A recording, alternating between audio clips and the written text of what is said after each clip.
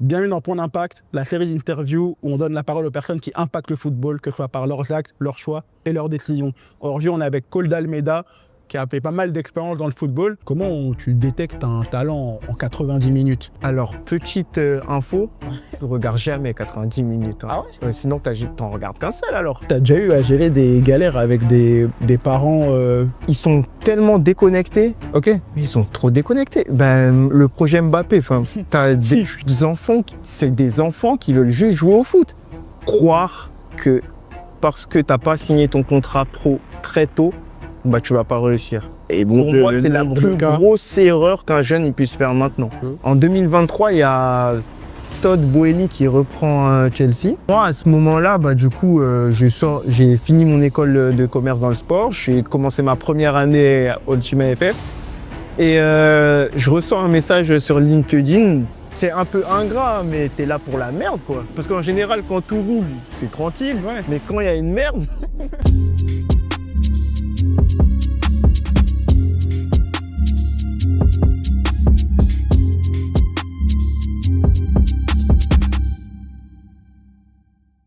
Bienvenue dans Point d'Impact, la série d'interviews où on donne la parole aux personnes qui impactent le football, que ce soit par leurs actes, leurs choix et leurs décisions.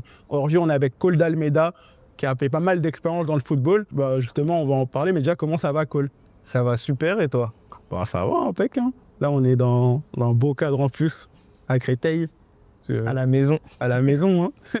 Non, mais du coup, est-ce que je peux te laisser juste te présenter, comme on commence avec chaque invité, par la fiche métier, en gros, juste rapidement dire quel est ton métier et... Alors moi, je suis team manager au Team AFF à Fribourg, qui est en Suisse.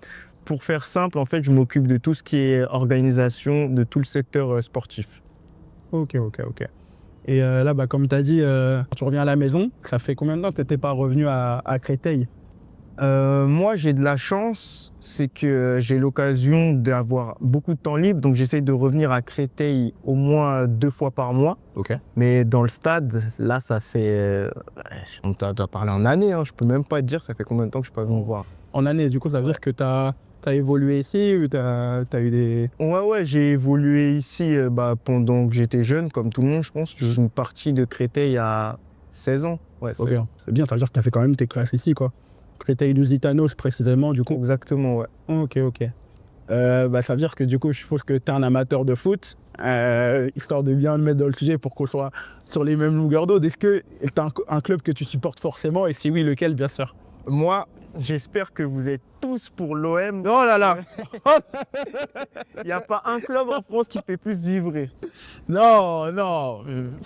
Vibrer, en ce moment, est-ce que c'est pour les bonnes raisons? Tu peux être triste, tu peux être heureux, mais au moins quand il y a l'OM, tu dis quelque chose. Mais ça, c'est vrai, pour le coup, le seul truc que je peux accorder, c'est que supporter de l'OM, très patient et très fidèle envers le club aussi, parce que avec tout ce qui se passe. Mais bon, non, mais en tout cas, heureux de te recevoir ici, Cole. En gros, j'ai un peu épluché, j'ai fait ma rapace, je suis allé voir un peu le profil et j'ai vu que tu as été notamment ici au Créteil-Lusitanos. Mais est-ce que tu as exercé que les fonctions de joueur ou tu as fait d'autres choses d'abord au club, pour que ce soit pour son expérience ou... Alors, ma première expérience en dehors de joueur, je l'ai fait justement ici. En gros, j'ai fait du bénévolat parce que je me suis rendu compte que j'ai compris un peu le foot trop tard.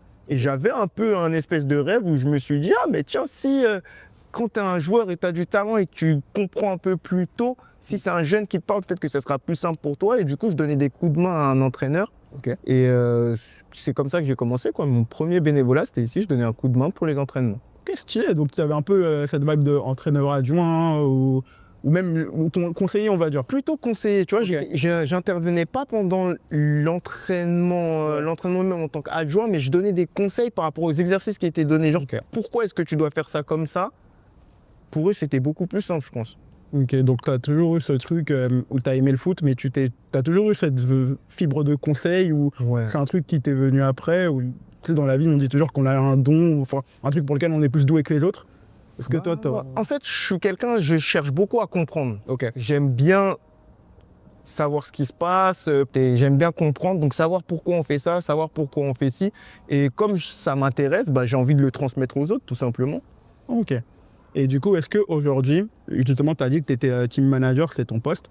Est-ce que c'est cette envie-là le fait de conseiller qui a découlé sur ça, comment on est passé de bénévole à Créteil à team manager? Pour ça, en fait, j'ai commencé par faire une école de commerce. Ok. J'ai fait un bachelor en management du sport. Ok. Et si tu veux, le team manager, c'est quelque chose qui est arrivé bien après. En fait, c'est une opportunité qui est venue à la suite d'un stage où je faisais de l'administration et puis voilà quoi.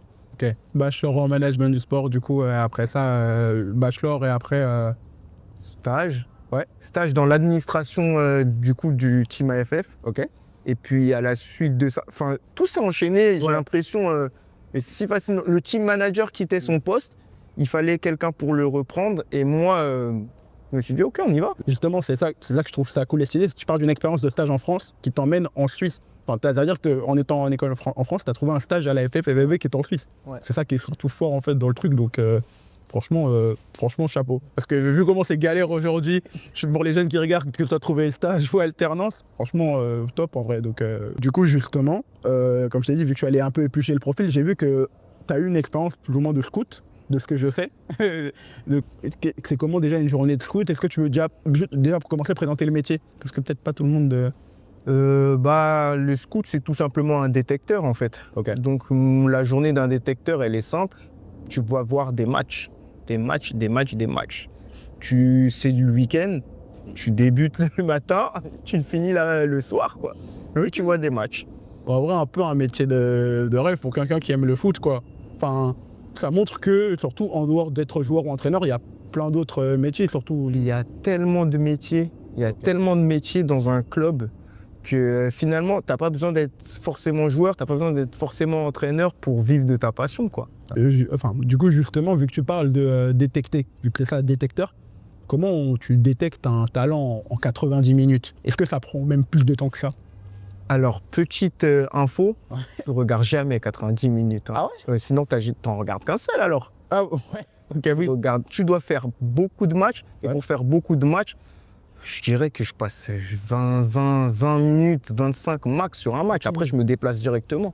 Mais ça veut dire, j'imagine trop le truc où, je sais pas, t'as le meilleur joueur du club, il est réputé pour être le bon joueur, il te dit que pendant 20-25 minutes, il se trouve, les 20-25 minutes, t'es là, et il se peut qu'il ne soit jamais repéré, par exemple, ou...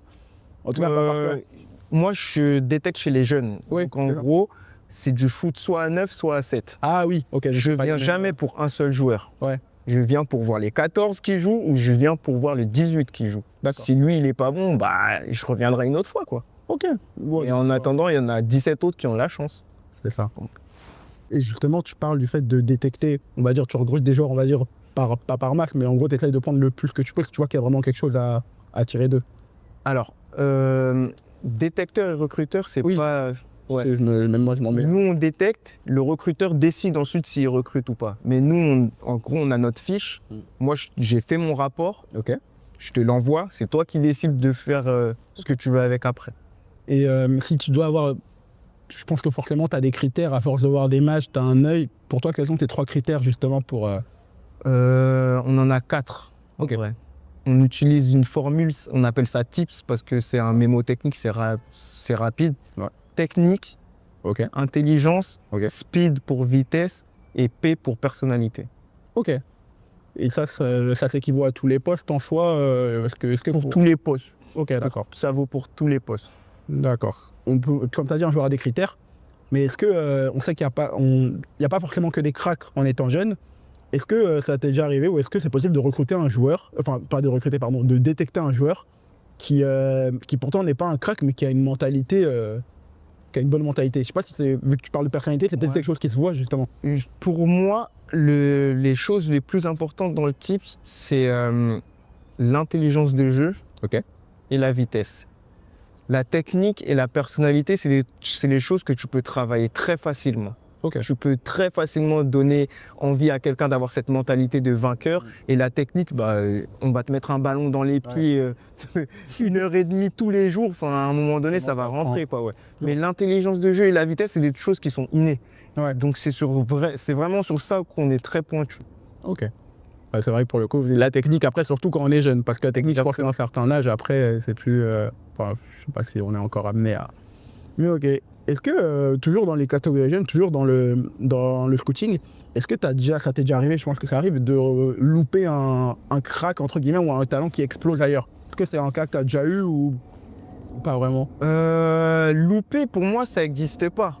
Il y a des contextes différents. Il y a des contextes qui sont favorables à l'explosion d'un joueur comme un contexte qui n'est pas favorable. Ça veut dire que si tu n'as pas réussi chez nous et que tu réussis ailleurs, c'est juste que chez nous, c'était pas fait pour toi, quoi. Mais louper, pour moi, ça peut pas exister. Non, mais c'est intéressant que tu parles de contexte parce que c'est un truc qu'on oublie, mais un jeune joueur ou même un joueur un peu plus âgé peut être bon en fonction du contexte où il est. Surtout dans le cadre, on va peut-être en parler après, mais du football suisse ou même dans d'autres pays. Mais il se peut qu'un joueur soit mieux ailleurs ou chez lui qu'ailleurs, surtout quand chez les jeunes, quoi. Donc, ça, c'est surtout que, tu vois, en Suisse, c'est une mentalité un peu... ils sont très famille, très cocon familial. Alors que ici, par exemple, moi, j'ai grandi à Créteil très, très vite. Je ne vais pas dire que j'ai été livré à moi-même, mais dans le sens où moi, j'ai eu l'habitude de sortir dehors avec mes amis, de jouer au foot tout le temps. Eux, chez eux, c'est très différent. Tu vois. On joue au foot en famille, lors des barbecues et tout. On n'a pas l'habitude de laisser un enfant sortir, s'amuser beaucoup dehors, aller au city et tout. Ça n'existe pas encore beaucoup, ça. Ok. Ok. Je pensais que c'était un truc qui était à peu près commun dans l'Europe, mais ok. Après, ça explique aussi pourquoi des fois les Français ont des... Enfin, les jeunes Français réussissent peut-être mieux ailleurs. Enfin, après, sans aller trop dans le terrain là, mais ok.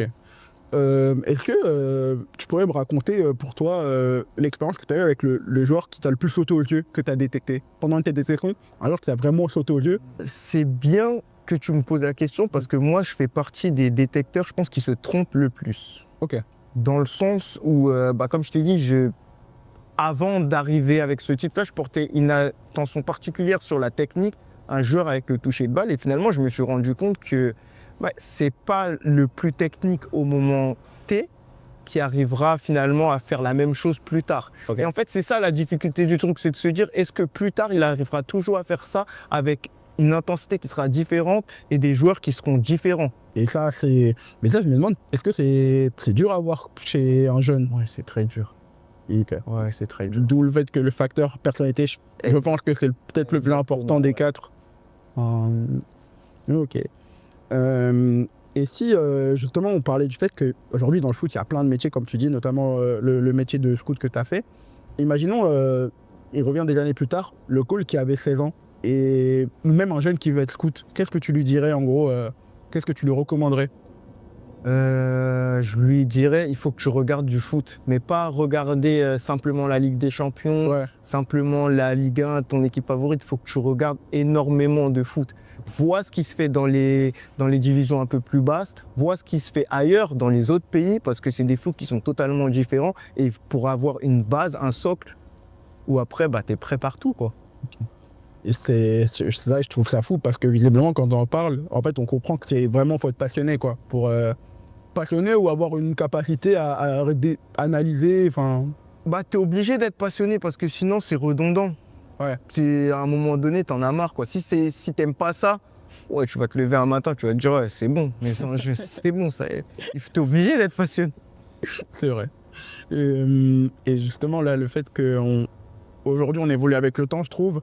Et dans notre temps, il y a un phénomène qui arrive beaucoup, l'intelligence artificielle, l'IA, même la data, qui aide pas mal pour le métier de scout. Est-ce que c'est une tendance dont tu peux un peu plus parler ou Moi, personnellement, en tant que détecteur scout, ça m'aide pas du tout. Okay. Ça va aider plutôt le recruteur. Ok.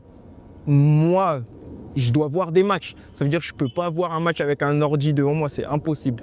Et d'ailleurs, tu as plein de personnes qui font de la data et tout, qui ne regardent pas du foot. T'es pas obligé. Okay. Parce que finalement, c'est des statistiques, c'est des mathématiques, la data.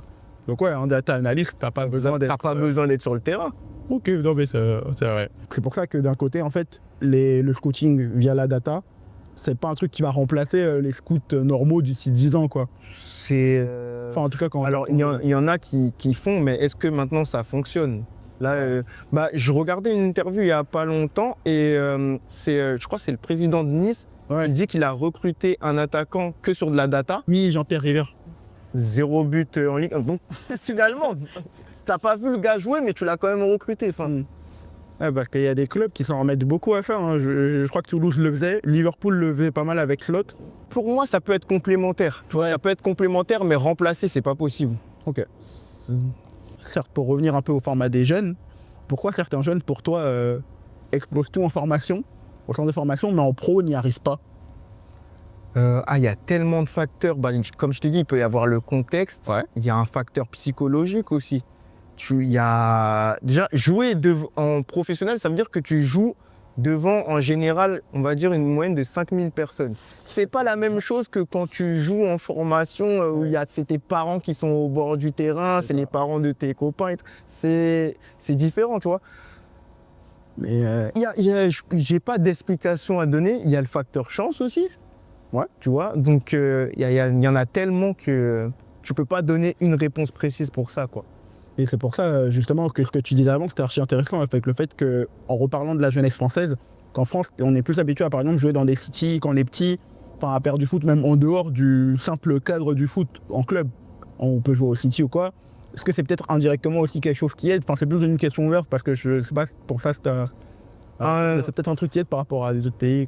Alors, un joueur qui a l'habitude de jouer au foot en étant devant du monde, ou au quartier, la pression que tu reçois quand tu joues au quartier, je vois, c'est terrible. Je vois très bien ce que tu veux dire. Un petit qui a déjà vécu ça, mais bien sûr que quand il arrive après devant d'autres gens, pour lui, c'est plus facile.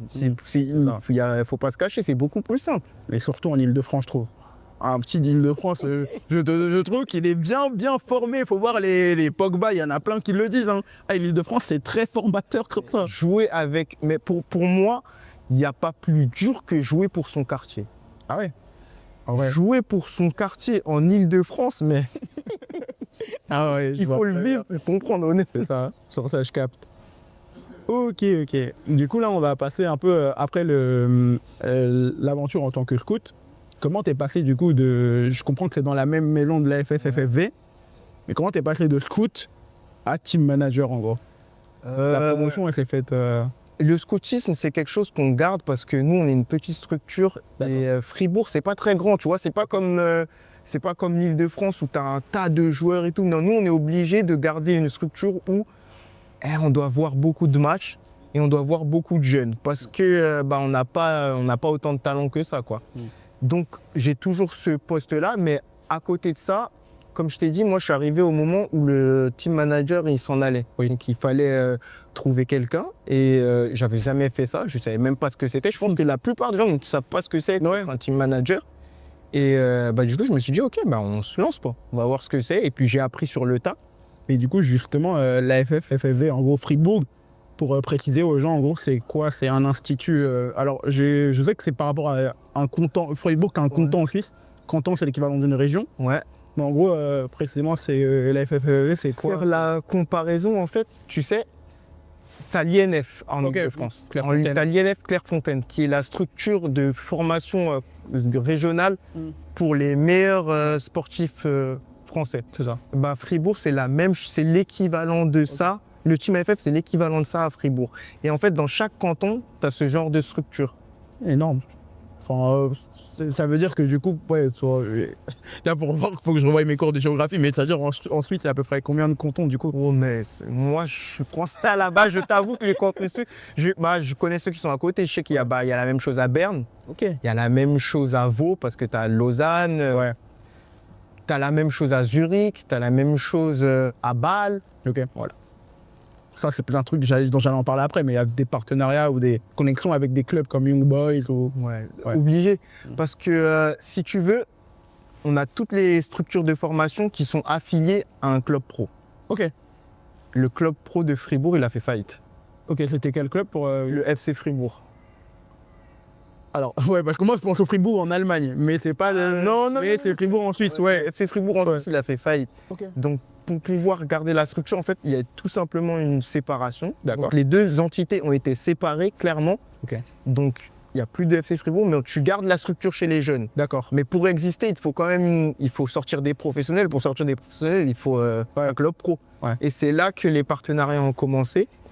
Le premier partenariat, il était avec Xamax, Neuchâtel. Ah oui, ok, Neuchâtel, ouais. Mais il y a très rapidement eu un problème, c'est que Neuchâtel ne fait pas jouer les jeunes. Ah, Donc ça veut dire que tu envoies tes joueurs, mais ils n'ont pas de perspective d'avenir. oui. Et Ok. c'est là que du coup le partenariat avec les Young Boys il est sorti. Mais du coup, là, on comprend du coup que les partenariats en Suisse, c'est important. Team manager, on comprend que c'est un métier avec certaines responsabilités. Mais du coup, qu'est-ce que c'est team manager précisément pour... parce que comme tu disais, il y a des métiers que les gens comprennent pas. Exactement. Alors je vais essayer de vous expliquer le plus simplement possible. Ok. En fait, pour que la structure fonctionne, il y a une organisation. Ça veut dire qu'il faut organiser le matériel, il faut organiser les déplacements, il faut organiser les documents, il faut organiser les voyages. Et le team manager, en fait, il est responsable de tout ça. Donc D'accord. en fait, toutes les personnes qui ont l'intendant, celui qui s'occupe de vérifier que tout le monde a son passeport, tout ça. En fait, tous ces gens-là, moi, je suis juste au-dessus d'eux et je dois contrôler que tout est fait correctement, tout simplement. D'accord, ok. Oh, donc il y a une notion surtout aussi administrative. Voilà, ouais, Ok. c'est beaucoup d'admin. Ok, ça va pas trop... je pense que ça va être beaucoup de responsabilités, mais ça va, c'est pas trop... Ouais. Le truc, c'est que je vois tout le monde et du C'est coup, ça. t'es tranquille, quoi. C'est ça. Ouais. En vrai, C'est des responsabilités, c'est clair, mais c'est beaucoup de délégation. Je délègue énormément. Moi, je trouve ça trop cool parce que c'est un métier où tu es un peu pas précurseur parce que quelque part ça existe, mais c'est un truc qui est quand même méconnu du grand public. Donc je trouve que quand même il y a ce côté un peu, surtout en France, il y a ce côté un peu où tu fais un métier. Et je pense que quand tu as commencé à l'école où tu étais, Ouais, je sais pas si une école qui a commencé les cours pensait finir un poste comme ça. clairement pas. Donc, Mais en fait, je pense que c'est un métier qui a toujours existé, juste que personne mettait de nom dessus. c'est ça. Tu vois, il y a toujours eu quelqu'un dans un club où il est toujours partout, dès qu'il y a un souci, il faut l'appeler et tout. C'est ça. Il y a toujours eu ce gars-là, c'est juste que maintenant, il y a un nom dessus, c'est tout. C'est ça. Et du coup, pour une journée type, si on veut rentrer plus dans le détail d'un team manager, enfin, à quoi ça ressemble? C'est le matin de voir les équipes. Alors, moi, j'arrive le matin, je regarde mon week-end. Le Ok. week-end, je regarde qui joue où, qui joue contre qui joue quoi. Ensuite, je prépare la planification. Donc, ça veut dire que forcément, pour un match, il va me falloir du matos, il va me falloir des maillots, il va falloir qu'ils aient des ballons, il va falloir savoir où on joue pour savoir comment y aller. Ouais. Et puis après, ça roule, quoi. Ok. Et parce qu'à la FFFV, il y a plusieurs catégories d'équipes. Ouais. C'est ça. Donc, On toi, a de 12 à 18 ans. ok. Donc, ouais, c'est-à-dire chaque semaine coordonner pour savoir coordonner pour que chaque équipe puisse jouer dans de bonnes conditions. Exactement. Ok. Ouais, Après, t'es pas tout seul forcément. Oui. Tu as tous les autres postes qui sont là pour t'aider, quoi. Ouais. C'est vrai que franchement, j'applaudis parce que c'est une certaine grosse responsabilité en vrai. Donc, Mais du coup, tout à l'heure, on parlait des Young Boys. On parlait du fait de faire jouer les jeunes. Est-ce que Young Boys, c'est quelque chose qu'ils mettent en avant aujourd'hui ou... Ouais, je trouve quand même. Je vois qu'ils ont une équipe première où ils font jouer des jeunes. Donc, c'est normal que le partenariat y soit. Et puis surtout qu'on s'entend super bien avec eux maintenant. Ah, ça doit être pas mal. Mais comment ça se fait un partenariat? C'est-à-dire qu'eux-mêmes savent déjà vous êtes qui. Du coup, celui qui vous contacte, c'est vous qui allez Alors, contacter. ça, tu vois, c'est la partie du directeur général. Ah oui. Et donc, je peux pas dire que je veux pas t'en parler. C'est juste que je veux pas te dire de bêtises. Je sais pas exactement comment ça se fait. Ouais. Mais surtout que, en plus, Young Boys, je trouve que ça claque quand même de venir et dire on a un partenariat avec eux parce qu'aujourd'hui, ensuite, c'est sûrement l'un des clubs les plus connus, quoi. Après Bâle, après l'ancienne Zurich, grâce au First Zurich, tout ça, mais voilà. Ensuite, l'autre question, justement, on sait que c'est un métier maintenant, comme tu l'as présenté, un métier où tu as certaines responsabilités, mais est-ce que tu as eu des exemples de situations, par exemple, de crise que tu as dû gérer ou des situations assez délicates? Je suis en train d'en penser à une parce que ça m'a fait rire. On organise un tournoi qui s'appelle la Saint-Nicolas Cup en décembre. C'est au week-end de Saint-Nicolas où il y a pas mal d'équipes qui viennent, dont le PSG. Ok. Et justement, j'ai la responsabilité de l'organisation de ce tournoi du coup. Ok. Il s'est avéré que le dimanche, parce que tout le monde a école le lundi, le PSG doit rentrer le dimanche. Ouais. Dimanche, je crois, vers 18h, les transports publics fribourgeois ont décidé de ne plus fonctionner. Non. Ils ont décidé de laisser tous les joueurs du PSG, toute la tout le groupe du PSG dans leur train et puis voilà quoi, ils fonctionnaient plus. Sauf que moi, si eux ils prennent pas leur train, ça veut dire que du coup je dois réserver un nouvel hôtel, Ok. je dois prendre un nouveau billet de train Ça. pour 60 personnes. Tu chiffres ça à peu près 20 000 francs. Ça, là, dit-on, si je fais de ma... Mon directeur, il lui dit, écoute, faut qu'on sorte 20 000 balles. Ouais. T'imagines? C'était vraiment. Ok, c'était Et vraiment. là, je gère la situation, bah, j'ai commencé à appeler les transports publics. Quoi. Je leur ai dit, écoutez, moi, il faut absolument qu'ils prennent le TGV. Là, il y a un TGV qui va partir de Lausanne à 19h. Il faut absolument que ce groupe-là soit dedans, donc débrouillez-vous. Au final, ils y ont été. Ouais, ils ont pu l'avoir, mais... Ouais. Mais en fait, ouais, ça veut dire que tu peux avoir des trucs qui apparaissent le jour même, vu que c'est un. Mais au moins, t'es là pour ça, t'es. Ouais, t'es là pour ça, quoi. Et puis, c'est un peu ingrat, mais t'es là pour la merde, quoi. Parce qu'en général, quand tout roule, c'est tranquille. Ouais. Mais quand il y a une merde, Mais c'est ça aussi qui démontre la valeur qu'on a dans le taf. Donc en vrai, comme on dit, il faut mettre les mains dans le cambouis, Trophy. t'as pas le choix. Ouais, c'est ça. Et justement, on parlait des jeunes, et forcément, les jeunes, derrière des jeunes, il y a des parents. Est-ce que tu as déjà eu à gérer des galères avec des parents pour les jeunes? Parce que c'est un truc, c'est une légende qu'on entend avec les projets Mbappé et tout ça, mais est-ce que c'est vraiment vrai, du coup? Pour te dire la vérité, j'ai tellement de problèmes avec les parents maintenant que même quand un des entraîneurs ou quelqu'un a un problème dans la structure avec les parents, je lui dis envoie-moi le dossier parce que c'est important de discuter avec eux.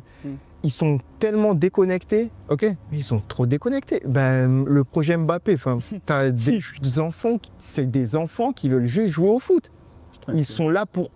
Il y a toute la notion de plaisir qui est totalement oubliée chez certains parents. C'est ça. Mais même en Suisse, parce qu'on vend vraiment comme le pays pisse, où il n'y a pas... Mais c'est fou que même là-bas... Justement. Ah ouais. Pour moi, peut-être c'est parce que j'ai grandi aussi avec la structure, Ouais. comme je suis arrivé il y a 4 ans, mais tout est démultiplié.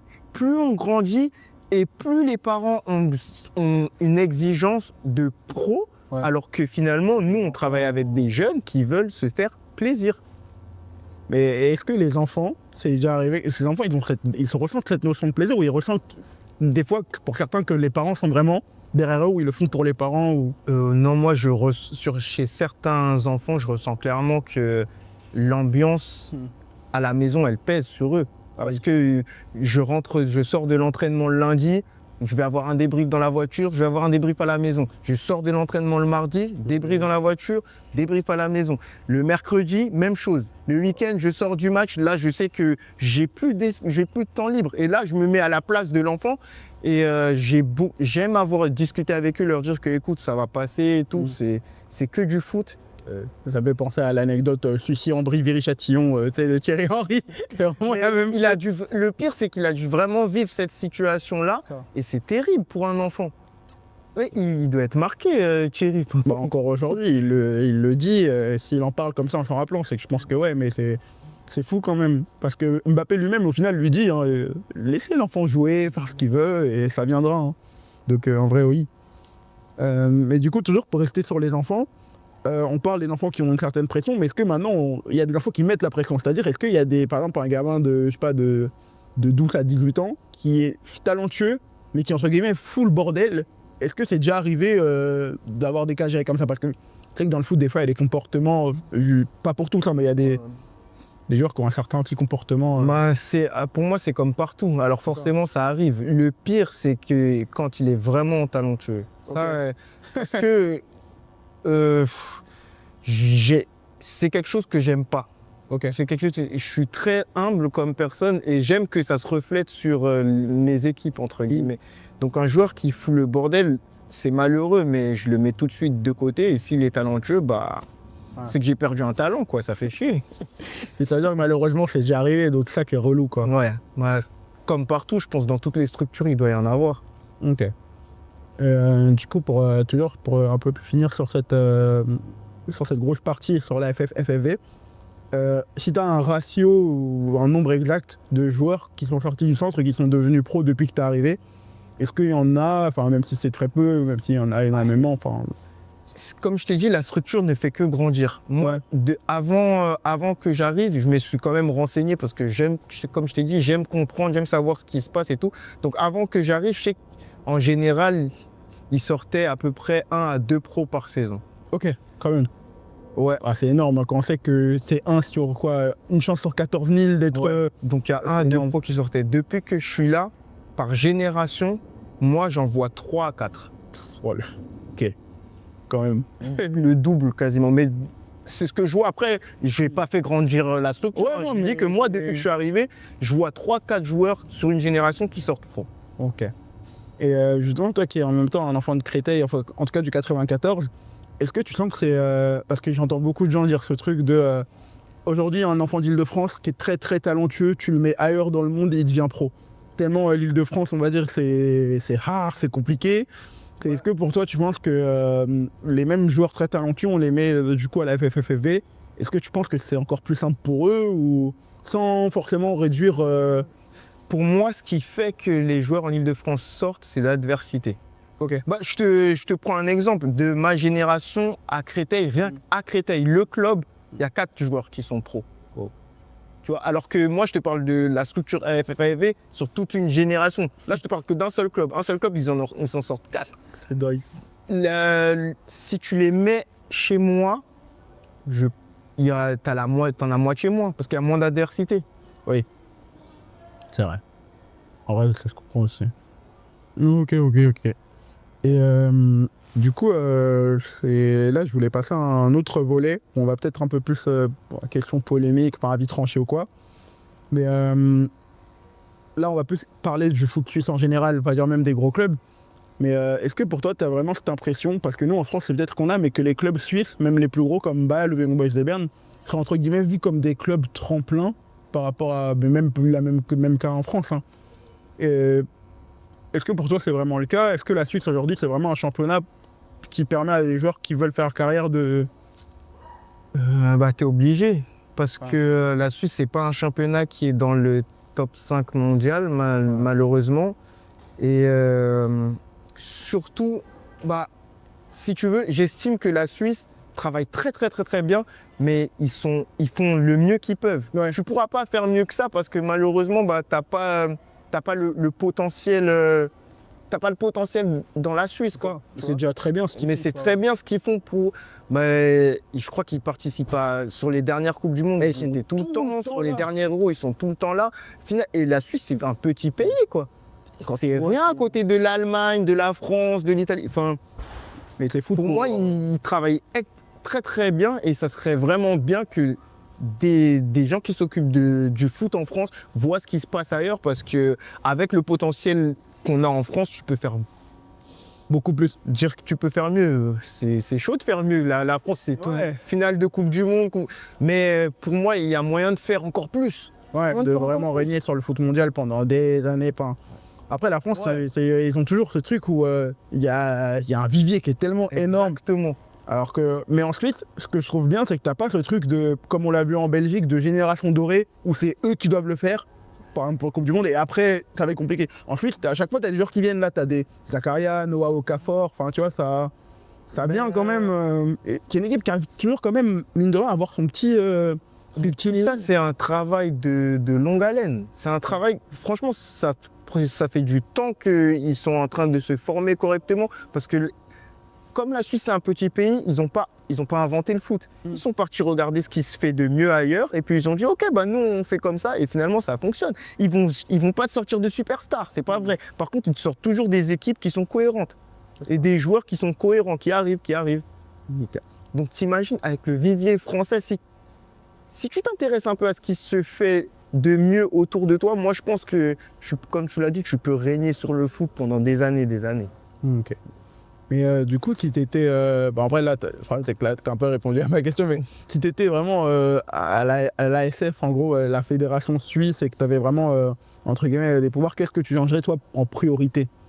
Parce que, mais là, comme t'as dit, je pense qu'ils font ce qu'ils... Pour moi, ils font ce qu'ils peuvent. Ils font ce qu'ils peuvent et ils le font très bien. Ils font le mieux qu'ils peuvent. Parce qu'un petit pays suisse comme ça,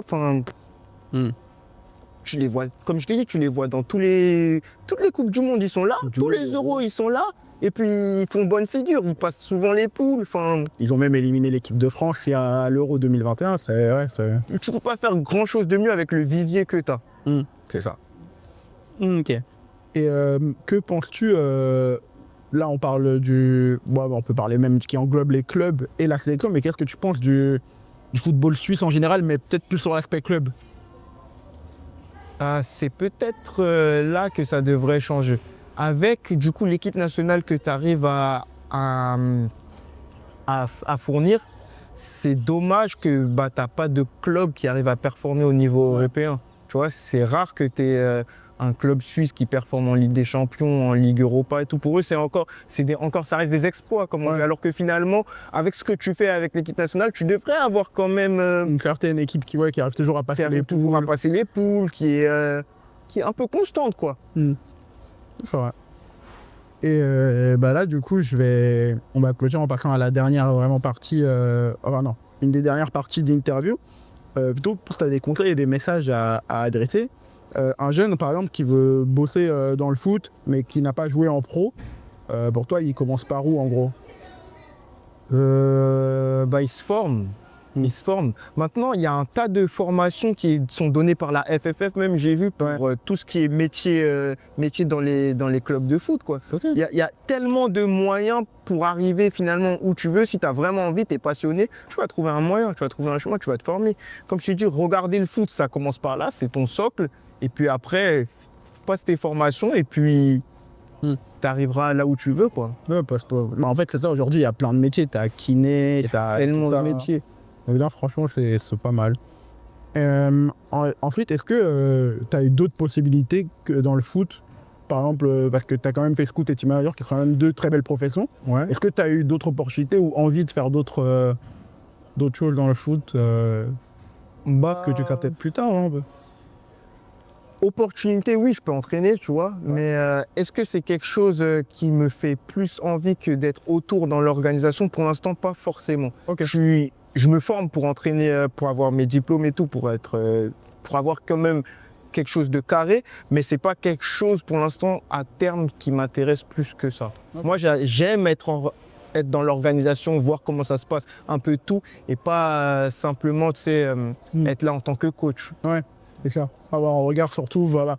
Je trouve que même, tu as ce truc où tu te sens... Je sais pas si tu joues au jeu Football Manager, mais je pense que quand tu es au-dessus du stade de coach, tu as un peu plus cette vision-là, un peu omnisciente sur tout le club, quoi. Donc franchement, je comprends le motivation. Football Manager, c'est vraiment manager, tu vois. T'es pas entraîneur, t'es manager, tu vois. Ça, c'est encore... je t'embête un peu sur les termes, mais c'est encore différent, tu vois. L'entraîneur, il entraîne. Ça veut dire, tu sais que tu dois entraîner, tu dois faire ça. Le manager, il organise. C'est ça, autour. Donc, et c'est pas tout le monde qui a la fonction de manager et c'est pas tout le monde qui a la fonction d'entraîneur. Même dans le sport professionnel, c'est comme ça. Et question qui avait peut-être pas forcément prévue, mais maintenant que tu me fais penser, est-ce qu'il y a une figure managériale dans le foot, je sais pas, qui peut t'inspirer aujourd'hui ou que tu regardes beaucoup? Tu vois, moi je penserais à Arsène Wenger par exemple dans ce cas-là, ou je sais pas s'il y a... Non, juste tu vis avec tes missions. Pour être honnête, moi j'apprends tous les jours en fait. Ça veut dire que je vis avec mes missions. Aujourd'hui, il y a un nouveau truc. C'est moi le premier curieux qui va se dire comment je peux faire ça? Je vais me tourner un peu les mineurs. Est-ce que je peux faire ça de cette manière-là? Et comme je t'ai dit, en tant que détecteur, je pense que je fais partie de ceux qui se trompent le plus. Mais ça me dérange pas, j'aime ça. C'est ça. De toute façon, on apprend en se trompant. Donc en vrai. Ok. Et alors ensuite... Là, c'est plus un message que j'avais par rapport au foot d'aujourd'hui. C'est quoi la plus grosse erreur que tu vois chez les jeunes aujourd'hui? Si jamais parce que je pense qu'il y a une différence entre le foot d'avant et maintenant, surtout chez les jeunes. Forcément, je vais revenir dessus, mais croire que parce que tu n'as pas signé ton contrat pro très tôt, tu ne vas pas réussir. Et bon, pour moi, c'est la plus grosse erreur qu'un jeune puisse faire maintenant. Mais c'est ça, tu vois, c'est comme je trouve la vie d'aujourd'hui dans tous les jours. Quand tu vois aujourd'hui des jeunes qui ont ci, ça, au plus jeune âge, en fait, tu dis, ouais, mais moi, à tel âge, j'ai pas eu l'opportunité d'avoir ça, donc je suis foutu. Ouais. Alors que... Mais ça, je déborde un petit peu, mais les réseaux sociaux, le fait de voir tous les joueurs, tout le monde voit, sauf qu'on n'est pas tous pareils. C'est ça. Surtout que sur les réseaux, il y a pas mal de gens qui aussi extrapolent leur vie, enfin qui mentent un peu, tu vois. Donc franchement, Je peux le dire, il y en a beaucoup qui mentent. Il y en a beaucoup qui mentent. Et c'est malheureux parce qu'en plus, on commence à beaucoup se connaître. c'est ça. Donc non. Euh, en vrai, après, la plupart des questions, je vais pas mentir, vu que l'interview a été tellement fluide, c'est des questions qui reviennent plus tôt, donc je sais pas si je vais les poser, mais là, globalement, et pour, on va dire, conclure cette partie-là, ou même conclure cette interview, le call d'il y a 5 ans, aujourd'hui, pour finir là, est-ce que là, tu as une étape où pour toi, tu penses que tu as atteint un point, ça y est, où tu peux rester ancré, ou pour toi, tu peux encore évoluer, et dire que le call d'il y a 5 ans, tu les dirais en gros aujourd'hui, quoi. Question complexe. Ouais, c'est complexe parce que. Il y a deux questions en une. Ouais, il y a deux questions en une. Pour la première question, est-ce que je pense que je peux encore évoluer? Ouais. Parce que je suis quelqu'un qui aime pas être fixe, stable. Comme ça, j'ai toujours besoin de plus et de voir autre chose. Donc, je pense que, ouais, je vais évoluer forcément parce que c'est ce que j'ai envie de faire. Et le call d'il y a 5 ans, il avait 22 ans, il était tellement immature. Ouais. Je lui aurais dit que, comme expliqué, il faut croire qu'il n'y a pas que entraîneur, il n'y a pas que footballeur comme métier pour vivre de ta passion. Ok. Il y a tellement de choses à faire et à voir que voilà, il ne faut pas rester fixé, il ne faut pas voir que d'une façon, il faut élargir ses horizons et puis tu trouveras ce qui te fait plaisir et puis tu prendras ce qu'il y a à apprendre partout, quoi. J'avoue que c'est un très très beau message. Et du coup, en tout cas pour clôturer cette interview, on va passer à une toute nouvelle rubrique qui s'appelle le Yes or No. En fait, c'est simple, c'est Antoine qui va venir ici pour me remplacer, qui va simplement te poser des questions. Tu sauras simplement répondre par oui ou par non. Et si jamais tu voudras un peu développer, tu peux dire oui bis. Mais ça va être selon son... C'est lui qui va décider en tout cas si jamais c'est le cas ou pas. Du coup, je te laisse avec Antoine. Du coup, c'est parti pour le Yes or No du coup. Bon alors cette fois-ci c'est à mon tour, c'est le Yes or No bis, on lance ça tout de suite.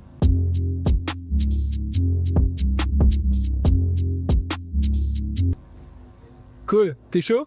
Parti. Ok, allez, première question. Est-ce que t'as déjà pleuré à cause du foot? Oui. Ok. Si ton club de cœur t'appelle demain, ouais, ça m'arrange, tu quittes la Suisse ou pas? Oui. Ok. Un joueur peut devenir pro sans talent? Naturel? Non. Ok. Les agents sont-ils indispensables au foot moderne? Non. T'as déjà regretté de ne pas être devenu joueur?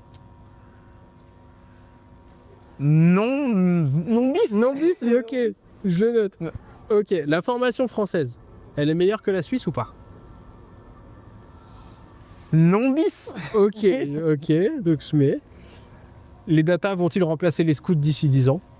Non. T'as déjà menti à un joueur pour le protéger? Oui. Est-ce que tu conseillerais à ton propre fils de tenter une carrière de footballeur? Non. Tu referais tout pareil si c'était à refaire? Ouais, tout pareil. Ok. T'as déjà viré un joueur que t'aimais bien? Ouais. Le championnat suisse va-t-il disparaître d'ici 20 ans? Non. Tu regardes encore les matchs le week-end? Ouais. J'ai pas le choix. T'as déjà tenté le coaching? Ouais. Ok. Un parent t'a déjà proposé de l'argent? Ouais. T'as déjà pensé à arrêter ce métier? Non. Ok. Un gamin de 14 ans devrait pouvoir signer pro? Oh, attends, j'ai menti. Oui, j'ai déjà pensé. Ok. T'as déjà pensé à arrêter ce métier? Ouais. Ok. Un gamin de 14 ans, est-ce qu'il devrait pouvoir signer pro? À 14 ans? Ouais. Non. Est-ce que tu crois encore au modèle de formation traditionnel? C'est-à-dire club, centre de formation, contrat pro? Oui. Oui. Ok. Et bah écoute, c'est fini pour moi. Et bah du coup, on va revenir sur les questions bis. Alors, du coup, tu m'en as donné 2. T'as déjà regretté de ne pas être devenu joueur? J'ai regretté parce que moi, je me suis arrêté très tôt. D'accord. Je me suis arrêté très tôt parce que j'ai pensé justement, j'ai pas le même talent que les autres, je vais pas m'emmerder. Alors que T'aurais peut-être pu pousser, c'est ça que j'aurais tu veux dire? peut-être pu pousser un peu plus, ouais. Ok. Bon, après, malgré tout, t'es quand même dans une autre sorte de réussite. Ouais. Quand même, mais ok. C'est pour D'accord. ça, non, mais Non, mais, C'est pour ça. mais c'est bien, ok. Donc, la formation française est-elle meilleure que la Suisse? j'ai dit non mais, c'est ça. Hein. C'est ça, Ouais. t'as dit non bis. J'ai dit non parce que je trouve que les Suisses travaillent beaucoup mieux. Ouais. Avec le peu qu'ils ont, ils font énormément. Alors que la formation française, c'est le vivier finalement qui fait. Les joueurs vont sortir quoi qu'il arrive. T'as pas beaucoup à faire, les joueurs vont sortir. Mais si tu coupes à ça la formation, la manière de travailler des Suisses, je pense que, comme on avait dit, Juste on peut avant. faire beaucoup plus. Ok. Bah, du coup, pour finir l'interview en beauté, est-ce que tu as une anecdote croustillante à nous donner comme ça? Ouais, alors je veux pas dire de bêtises, mais je crois que c'est en 2023.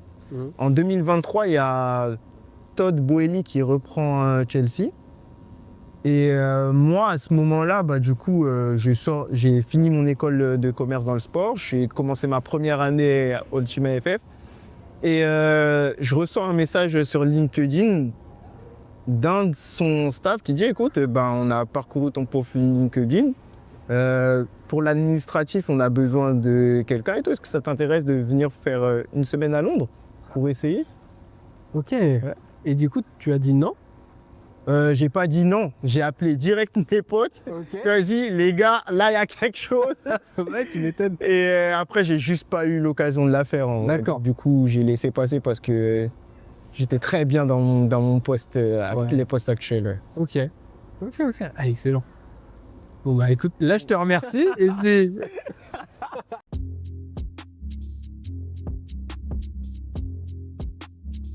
Du coup, après les questions et après le yes or no, du coup, c'est le temps de te dire au revoir. Merci Cole en tout cas d'avoir été présent avec nous pour cette interview. Merci à vous, ça a été un plaisir.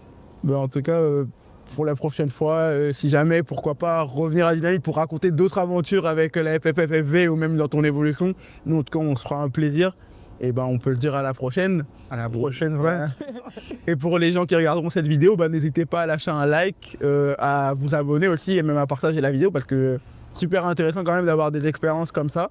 Donc on se dit à la prochaine mes dynamiteurs et plein de bisous à vous. Je sais pas comment finir les vidéos à chaque fois, mais on va essayer de la finir avec plein d'amour. Donc cœur sur vous et à la prochaine.